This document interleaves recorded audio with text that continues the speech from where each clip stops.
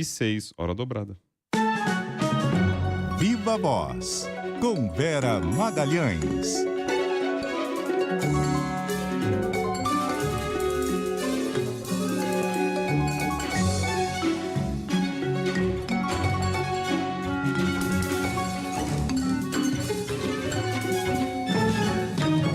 Viva Voz, Vera Magalhães, tudo bem? Tudo bem, Bocardi. Boa noite para Boa você, noite. para Carol, para todo mundo que nos ouve e nos assiste. Oi, Vera. Vamos falar de reforma ministerial. Ela nem saiu, já está com desgaste aí.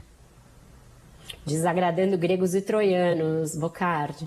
Eu acho que o fato de ter demorado tanto acabou causando mais efeitos colaterais do que o governo poderia desejar, numa reforma que é para, na verdade, aumentar a base, né, de sustentação do governo. Então, as últimas movimentações, ontem eu antecipei no meu blog no Globo uma delas, que é essa praticamente martelo batido de se dar o Ministério do Esporte para o deputado André Fufuca, que é do PP do Maranhão, turbinado aí por algumas atribuições de caráter social voltadas para a juventude e também com as apostas. Essas apostas estão sendo regulamentadas, isso faz parte do esforço do governo de aumentar a arrecadação, e aí uma parte dessas receitas deverá ser destinada ao Ministério do Esporte como uma maneira de atrair o PP. Acontece que isso desagradou o setor do esporte. A ministra Ana Moser é oriunda do setor, ela é uma atleta, ela é uma jogadora de vôlei, jogou muitos anos na seleção brasileira, ela é militante, ela pode não ser filiada e não ter uma vida partidária ali importante do PT, mas ela sempre foi uma defensora do presidente Lula, eleitora do Lula declarada, fez campanhas para ele, e alguém muito atuante ali na esquerda, foi combativa em relação ao governo Bolsonaro. Então essa passagem muito relâmpago dela pelo governo e saindo dessa maneira, né, saindo para dar lugar a um deputado do Centrão, a um deputado que era bolsonarista até outro dia, isso aí foi muito mal visto pelas entidades ligadas ao esporte, que soltaram uma nota, vocês mesmos já noticiaram na reportagem da Isa Staciarini, e isso é um desses efeitos colaterais de uma reforma que se estendeu demais e acabou tendo esse contexto de achar qual era o ministério mais fácil de mexer e para agraciar um grupo específico de deputados. Então, isso já gerou esse desgaste e também a saída do ministro Márcio França de Portos e Aeroportos não está sendo bem digerida pelo PSB e pelo próprio ministro. Ele não vai ser demitido, diferentemente da ministra Ana Moser. Ele vai ser remanejado ou para o Ministério de Micro e Pequenas Empresas ou para o Ministério de Ciência e Tecnologia, mas ele não gostou de virar uma peça descartável do governo, uma moeda de troca, para atrair o Republicanos, que é um partido que ficou contra o Lula na eleição nacional e contra essa coalizão PT-PSB também no estado de São Paulo. No estado de São Paulo, que é o estado do Márcio França, o estado do Geraldo Alckmin e o estado do presidente do Republicanos, deputado Marcos Pereira, e do governador de São Paulo, Tarcísio de Freitas. Então você está desalojando um político paulista com pretensões de se manter na política, que é o Márcio França, para dar abrigo para o grupo adversário dentro do mesmo estado. Isso está enfurecendo o Márcio França, deixando ele muito irritado. E aí é isso, quem chora, quem pode mais chora mais, quem pode menos chora menos. A bancada do PSB é menor que a do Republicanos, então a lógica que acabou prevalecendo foi essa, de atingir um grupo maior de deputados. Mas o que os PCBistas com quem eu converso perguntam é o seguinte: olha, isso vai fazer com que o Republicanos vote em peso nas questões de interesse do governo? Provavelmente não. Isso vai fazer com que o Republicanos esteja com o PT e com o PSB em eleições futuras? A se manter a atual configuração com o Tarcísio muito forte, também provavelmente não. Então eles acham que é um jogo aí que o Lula dá muito para receber pouco e acaba desagradando aliados históricos. Eles lembram sempre o fato de que o Márcio França abriu mão de disputar o governo de São Paulo no ano passado para apoiar o Fernando Haddad, que hoje é o ministro da Fazenda, e que isso, no fim das contas, está sendo pouco considerado quando ele é tratado dessa maneira. Alguém que pode ser jogado de cá para lá, de um ministério para o outro, a critério da necessidade do presidente de fazer uma maioria no Congresso. Agora, Vera, o Lula já aproveitou a live de hoje para ir preparando o terreno para essa mudança, né? Ele está tentando emplacar aí uma vacina contra as reações dessa reforma? Ele percebeu, Carol, que vai ter muitos mortos pelo caminho e muitos descontentes. E ele está falando a lógica da realpolitik ali, que o governo precisa ter maioria, porque precisa aprovar as mudanças, né, palavras dele, de que o Brasil precisa e que não dá para achar que o Congresso, sem ser representado, sem se ver representado no governo, vai ter compromisso em votar as matérias do governo só, assim, sem nenhuma contrapartida. Então, ele está explicitando essa lógica segundo a qual, para se fazer uma maioria congressual, você precisa repartir ali, compartilhar espaços de poder. Isso não é errado. Isso realmente é necessário dentro de um presidencialismo no modelo brasileiro, em que o presidente pode muito, mas não pode tudo, em que o Congresso tem uma grande força e essa força foi sendo majorada nos últimos anos com essa coisa das emendas impositivas, essa coisa do controle maior que deputados e senadores passaram a ter sobre o orçamento e pelo fato de que o presidente não elegeu uma maioria na sua coalizão. O Brasil estava muito dividido nas eleições, a gente bem sabe disso, e a coalizão do Bolsonaro é que acabou elegendo um grande número de deputados e senadores. Então, para fazer frente a isso e ter uma governabilidade que não veio das urnas, ele precisa fazer concessões. Então, ele está dizendo isso na live, portanto, numa entrevista, como uma maneira de já explicar as razões. Ele se reuniu já com a ministra Ana Moser, provavelmente explicou a ela que vai precisar do cargo dela. Eu não apurei, ninguém me confirma que ela vá receber alguma outra função dentro do governo, mesmo porque o cobertor é bem curto ali, para você sair de ministra para virar alguma outra coisa que seja abaixo disso. É uma redução ali de capacidade que seria pior para ela do que simplesmente sair do governo. Mas sim, o Lula está fazendo essas vacinas para já evitar um grande desgaste que ele sabe que vai haver, principalmente junto à esquerda, junto aos seus aliados mais tradicionais que estão perdendo espaço para contemplar partidos que até ontem eram bolsonaristas. Vera, essa questão também do presidente Lula no STF de defender voto sigiloso. Já falei aqui mais cedo sobre isso, eu particularmente vejo isso como algo que não deve ir adiante. Eu queria, antes de passar a bola para você, trazer alguns... Porque, assim, tem pessoas que defendem e acham que tem que ser e tal. Até escreveram aqui pra gente, era uma polêmica, acho que é legal a gente usar esse espaço para isso. Tem um e-mail que eu recebi do Bruno Moraes e ele vai lá e ele sintetiza aqui um pouco do que as pessoas colocaram aqui pra gente. Das pessoas, obviamente não são todos, mas alguns colocam como apoio a isso, ao voto secreto. E ele diz assim, vou te colocar aqui pontual só para depois você também poder falar sobre isso. Ele fala da independência judicial, que o voto secreto pode proteger a independência do juiz, permitir que eles tomem decisões sem influência de pressões políticas. Ele fala da proteção ao juiz, porque o anonimato pode ajudar a proteger o juiz de ameaças. O presidente até falou um pouco sobre isso. Foco na lei e na Constituição, dizendo que o voto secreto permite que o juiz se concentre estritamente na interpretação da lei e na Constituição e evita também a influência de opinião pública. São esses pontos que ele colocou. Isso resume um pouco daqueles que concordam com o que o presidente disse. Eu discordo de tudo isso aqui, mas daí não sei. Se você também for na mesma linha que eu, deixo você falar.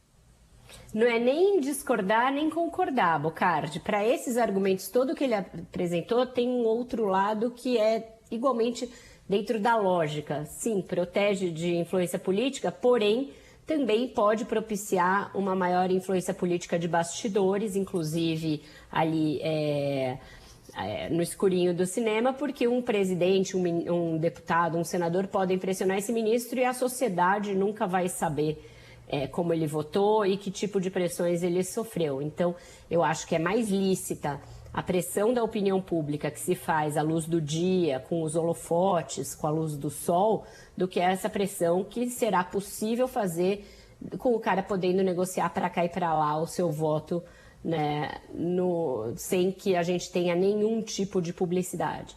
Isso só para usar o mesmo argumento do nosso ouvinte, que é essa da lógica que estaria por trás de um voto dessa ou daquela natureza. Mas tem uma questão que vai além de eu achar isso ou ele achar aquilo, que é uma questão constitucional. A Constituição consagra no seu artigo 37 o princípio da publicidade. Então, todos os atos da administração pública, e aí estão envolvidos os 3 poderes, têm de ser regidos pelo princípio da publicidade. Não existe decisão secreta da justiça. Isso está consagrado em vários capítulos da Constituição. Capítulos que são mais específicos a respeito do judiciário consagram que decisão judicial tem que ser pública, justamente para as partes poderem se posicionar, poderem se defender, poderem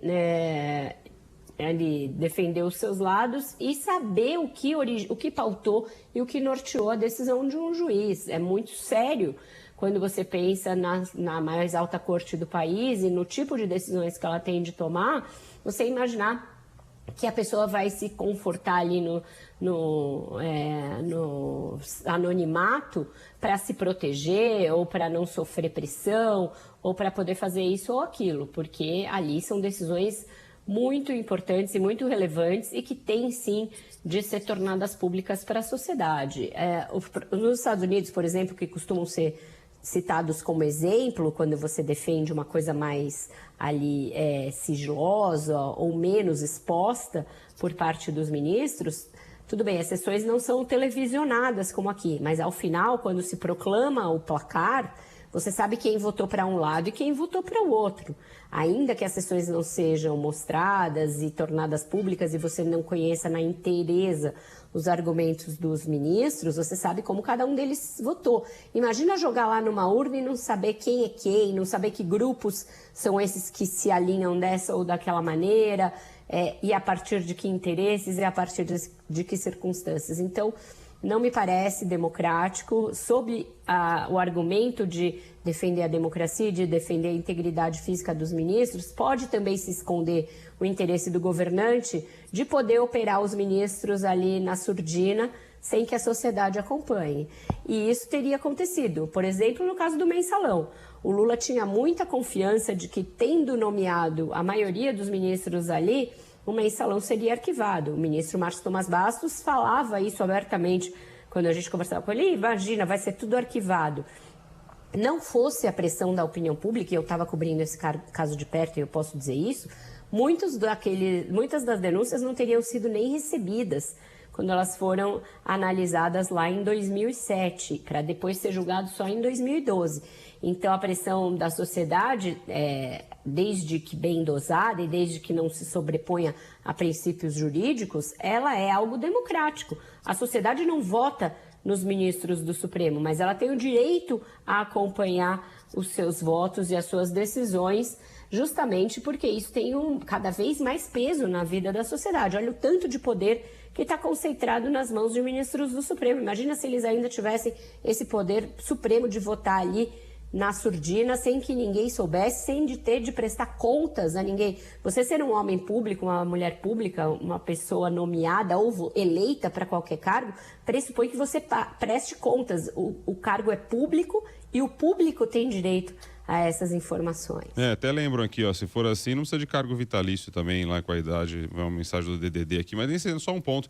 Tem a questão também, não é botando no voto secreto que a gente vai conseguir a saída, a solução para dar proteção física, digamos assim, de um ministro do Supremo, né? Imagina não é o tipo escondendo o voto que a gente vai conseguir o vir, respeito às instituições, não é assim. É isso a gente voltar no tempo, a gente tem que evoluir no sentido que as decisões sejam respeitadas, que as instituições sejam respeitadas, que os ministros também tomem as suas decisões e os seus votos e deem os seus votos de uma maneira que também não coloque em risco a sua própria vida, a sua integridade, muito mais baseado na Constituição do que qualquer outra coisa, e por aí vai, né? Está coberto de razão. É a sociedade que tem que evoluir para a compreensão do papel do judiciário, que nem sempre as decisões vão ser as mais populares, porém elas têm de ser amparadas no direito e na Constituição, e tirar um pouco o judiciário dessa polarização política, né? Você não tem que ter um fla-flu envolvendo ministros do Supremo, os que você gosta e os que você não gosta, os que você acha isso e você acha aquilo. Você tem que entender que são pessoas nomeadas para julgar de acordo com a Constituição e não para fazer as suas vontades. Então, tudo isso é um amadurecimento institucional, civilizatório, cívico da sociedade. Enfim, e tem muitos juristas com os quais eu conversei hoje que acham que é simplesmente inócua essa sugestão do Lula, porque é impossível você até emendar a Constituição para tirar um princípio que é considerado cláusula pétrea, que é esse da publicidade, da ampla publicidade dos atos do judiciário. Então, ele só jogou conversa fora e demonstrou ali um certo desejo recôndito que todo o presidente da República tem, que é que ele acha que ele nomeia os ministros e os ministros vão votar com ele, e aí não importa o que a sociedade ache, o que o direito preconize, etc. Ô, Vério, por falar em Supremo, tem novidade na Bolsa de Apostas para a vaga da Rosa Weber? Olha, para mim é surpresa sim, Carol, porque hoje eu conversei com muita gente de lá e do entorno, por conta dessa fala do Lula, para saber se tinha alguma acolhida lá dentro e para ver o que os juristas achavam. E eu voltei a ouvir muito um nome que eu não estava ouvindo nas últimas semanas como um dos grandes cotados para o lugar da ministra Rosa Weber. Não é nenhuma mulher, não é uma mulher negra, mas é o ministro Flávio Dino, da Justiça, que já esteve nas listas de cotados lá atrás, na vaga que foi o Zanin, mesmo para essa, mas que estava meio sumido. Havia um consenso que a disputa tinha afunilado entre o advogado-geral da União, Jorge Messias, e o presidente do Tribunal de Contas da União, Bruno Dantas. E, para minha surpresa, ouvi em 3 conversas com 3 fontes diferentes que o Flávio Dino teria subido na Bolsa de Apostas de novo, teria ganhado musculatura e estaria sendo citado pelo Lula em algumas conversas como aquele que ele está cogitando colocar lá. Eu não sei te dizer o que pautou essa mudança, porque o PT abraçou de vez a candidatura do Messias, e quando eu objetei isso para uma fonte, a fonte falou, talvez seja justamente por isso, porque ele já está pondo muita areia no caminhão do PT e talvez não queira fazer isso agora. Mas me soa bastante surpreendente, para dizer o mínimo, porque o Lula vem muito nessa lógica de premiar quem estava ali no momento das vacas magras, momento das dificuldades, e o Messias foi uma das pessoas mais atuantes no momento mais crítico ali do governo Dilma, tanto que se notabilizou a frase dela que estava mandando o Messias com o papel para aquela nomeação do próprio Lula para a Casa Civil, que seria uma forma meio desesperada de evitar a prisão do ex-presidente na época. Então, ele esteve mais do que muitos nessa condição de roer o osso ali, de estar no momento difícil. E ele vinha crescendo muito em todas as conversas que eu tinha, mas voltei a ouvir o nome do Flávio Dino. Estou ainda para entender melhor o que aconteceu aí, qual foi o desvio de rota que pôs o ministro da Justiça de novo nesse páreo, mas deixo aqui registrado, o ouvinte da CBN, se daqui a um mês isso acontecer, ele vai lembrar que ele ouviu aqui no Viva Voz que essa coisa tinha voltado a circular com força e voltou a circular com força. Reforma administrativa, apareceu aí a discussão, até noticiamos isso mais cedo, Arthur Lira comprou a ideia? Esse é outro desses jabutis, né, que aparecem lá, belo dia de manhã, estão em cima da árvore, você não sabe direito quem foi que colocou lá. Essa coisa do Arthur Lira, assim, tão interessado com o funcionamento da máquina pública, a sua eficiência, cortar gargalos, cortar custos, não me parece ter nenhum grande fundo ali realmente de mérito nisso. Não condiz com a história do Arthur Lira, que é alguém que sempre quer mais emendas, sempre quer mais recursos para deputado, portanto, até aqui ele vem atuando na linha do gasto e não da economia. Ele quer mais gasto. mais grana para a Codevasf, mais grana para os órgãos que são ali administrados pelo Centrão, volta da Funasa. Nada disso combina com esse script de alguém preocupado com o ajuste das contas públicas. Então, se esse jabuti está lá em cima da árvore, esse do Arthur Lira tão preocupado com a reforma administrativa, alguma coisa tem. E aí, sempre que alguma coisa me encafifa, eu procuro saber o que está acontecendo. E ministros, deputados, senadores com os quais eu conversei a respeito dessa preocupação específica, né? A pergunta que eu jogo para todos eles é: mas o que aconteceu que o Arthur Lira está assim tão fiscalista?